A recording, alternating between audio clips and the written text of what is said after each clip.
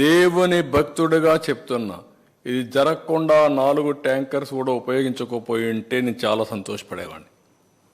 బాధపడుతున్నా, మనోవేదన చెందుతున్నా.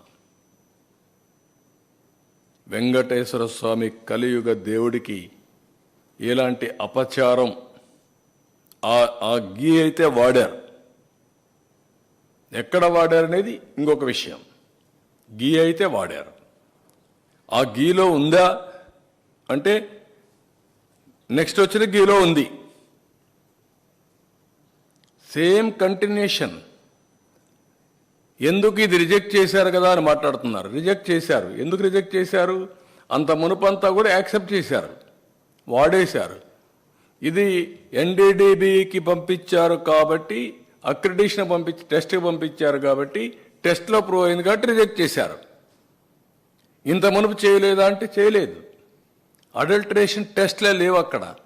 ఇప్పుడు పెడుతున్న world class testing equipment laboratories అన్నీ పెడతాం. అందరితో మాట్లాడతా, దేశంలో ఉండే ఎక్స్పర్ట్స్ అందరితో మాట్లాడి ప్యూరిటీ ఈజ్ ఇంపార్టెంట్,